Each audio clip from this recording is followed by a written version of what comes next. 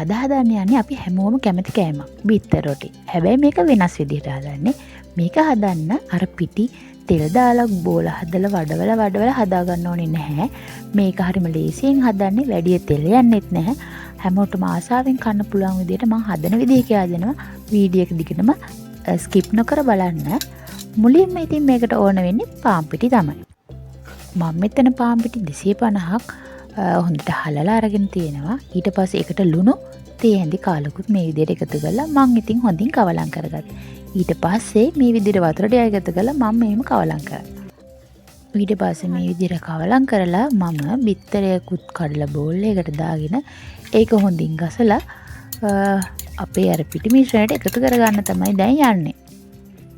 දැන් ඔන්න හරි. ඊට පස්සේ ඒකත් දාලා මම හොඳට අපේ මේ පිටි මිශ්‍රණය මේ විදිහට කවලම් කරගත්තා. දැන් ඊට පස්සේ මේ විදිහට වතුර එකතු කරලා ආපහු කවලම් කරන්න යන්නේ. මේක ටිකක් දියාරු බැටර් එකක් තමයි අපි හදා ගන්න ඕනේ. ගොඩක් දියාරු වෙන්න ඕනේ නැහැ මේ තියෙන්නේ. තව මදි. තව වතුර ටිකක් දාලා ආයෙ හොඳට කවලම් කරා. දැන් ඔන්න හරි. ඊට පස්සේ මම කැරට් ලියලා තිබ්බේ. ඉතින් රතු ලුණු ඒ වගේම හොමිරිස් එකතු කරලා ඒකට ලුණු කුඩු ගම්මිරිස් කුඩු ටිකක් එකතු කරලා ඒක හොඳට කවලම් කරගන්නවා. ඊට පස්සේ මේ විදිහට පැතිලි දැටියක් අරගෙන රත් වෙන්න තියලා මේ විදිහට තෙල් ටිකක් ගා ගන්නවා.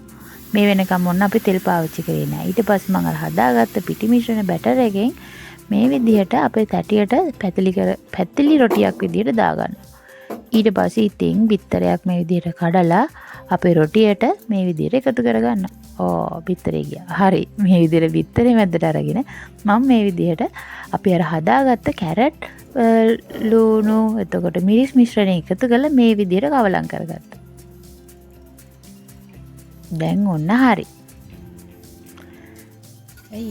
දැන් මේක චුට්ටක් වෙලා තියලා මේ විදිහට පරිස්සමට අපේ රොටිය හතර පැත්තෙන්ම මේව නවා ගන්න ඕනේ.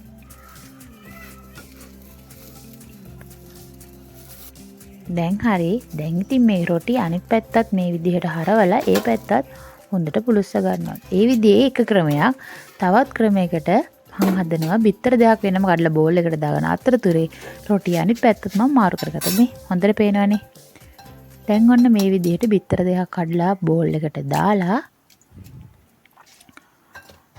අපි අර හදලා තිබ්බ කැරට් රත් ලුණු මිරිස් මිශ්‍රණය ටිකක් මම මේකට එකතු කරලා ඒක කවලම් කරගන්නවා. ඒ අතර ඉතින් අපේ පළවෙනි බිත්තර රොටිය නම් හරි. ඊට පස්සේ අර විදිහටම පාන් පිටි මිශ්‍රණය දාලා අපේ රත් වෙච්ච තැටියට මේ කවලම් කරපු බිත්තර මිශ්‍රණය ටිකක් මම මේකට එකතු කරගන්නවා. මේ විදිහට හදනකොට බිත්තර දෙකකින් බිත්තර රොටි තුනක් හදාගන්න පුළුවන්. දැන් අර විදිහටම නවලා මම මේක අනිත් පැත්ත ගහලා මේ විදිහට පුලුස්ස ගන්නවා. ඒ බිත්තර රොටියත් හරි. ඒ විදිහට ඉතින් මේ පාන් පිටි 250න් මම බිත්තර රොටි 10ක්ම හදාගත්තා. ඊට පස්සේ ඉතින් කන්න තමයි තියෙන්නේ.